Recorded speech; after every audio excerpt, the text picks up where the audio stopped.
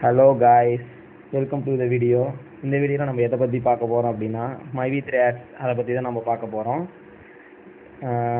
மைவி3 ads இதுக்கப்புறம் work ஆகுமா ஆகாதா, பணம் எல்லாத்துக்கும் போட்டுட்டாங்களா இல்லையா, அதை பற்றி பார்க்கலாம். அதுக்கப்புறம் எம்டி சாருக்கு என்னாச்சு அதை பற்றி இந்த வீடியோவில் நம்ம பார்க்கலாம். சரி வாங்க வீடியோக்குள்ளே போகலாம். சரி ஓகே, மைவி3 ஆட்ஸை பற்றி இப்போ பார்க்கலாம். நம்ம மைவி3 ஆட்ஸ் வந்து பார்த்திங்கன்னா லாஸ்ட் 1 இயராகவே ரொம்ப பிரச்சனையில் வந்து போயிட்டுருக்கு. சரிங்களா, அதனால வந்து பார்த்தீங்கன்னா கொஞ்சம் பேமெண்ட்லாம் டிலே பண்ணி வச்சுருக்காங்க. பட் ஏதோ ரீசன் சொல்கிறாங்க, பட் இருந்தாலும் கொஞ்சம் டிலே பண்ணி வச்சுருக்காங்க.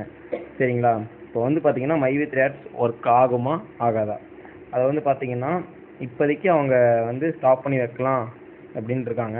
ஏன்னா கவர்மெண்ட் ரூல்ஸ் படி வந்து பார்த்தீங்கன்னா கட்டாயமாக ரெஃபர் பண்ணுறது அப்படிங்கிறது வந்து பார்த்தீங்கன்னா ஒரு இல்லீகலான விஷயந்தான்.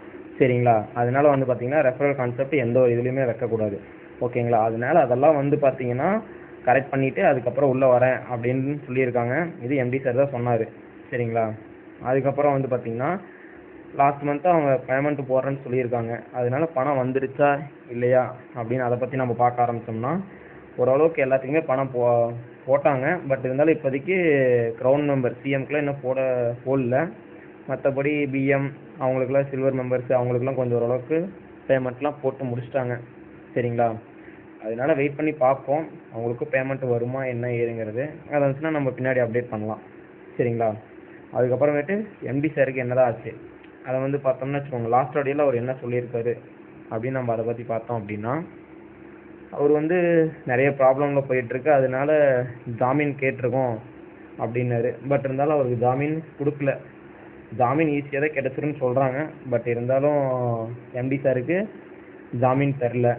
அதனால அவர் வந்து பார்த்தீங்கன்னா சரி நாம் ஏன் இது பண்ணணும், டிலே பண்ணணும், அதனால வந்து பார்த்தீங்கன்னா நாமளே போய் சரண்டர் ஆகிடலாம் அப்படிங்கிற மாதிரி லாஸ்ட் ஆடியோவில் சொல்லியிருக்காரு.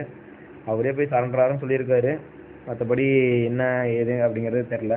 பட் இருந்தாலும் மைவி3 ஆட்ஸில் வேறு சொல்கிறது அப்படிங்கிறது இதுக்கப்புறம் இருக்கக்கூடாது அப்படிங்கிறது கம்பல்சரி சொல்லிட்டாங்க. அதனால் வந்து பார்த்தீங்கன்னா இதுக்கப்புறம் ஒர்க் ஆகுமா ஆகாதா அப்படிங்கிறது தெரில. எம்டி சார் சொல்லியிருக்காரு ஆப்லேயும் அவரோட யூடியூப் சேனல்லையும் வரது மட்டும்தான் உண்மை அப்படிங்கிறத பார்ப்போம். வெயிட் பண்ணி பார்க்கலாம் என்ன தான் நடக்குதுன்ட்டு. சரிங்களா, அதுக்கப்புறம் எம்டி சார் அந்த ஆடியோ என்ன சொல்லியிருக்காரு அப்படின்னா, அந்த ஆடியோ ரிலீஸ் ஆகும்போது நான் வந்து ஜெயிலில் இருந்திருப்பேன் அப்படின்னு சொல்லியிருக்காரு. பார்ப்போம் வெயிட் பண்ணி என்ன தான் ஆகுதுன்ட்டு. அதுக்கப்புறம் வர அப்டேட்ஸை நம்ம பார்க்கலாம்.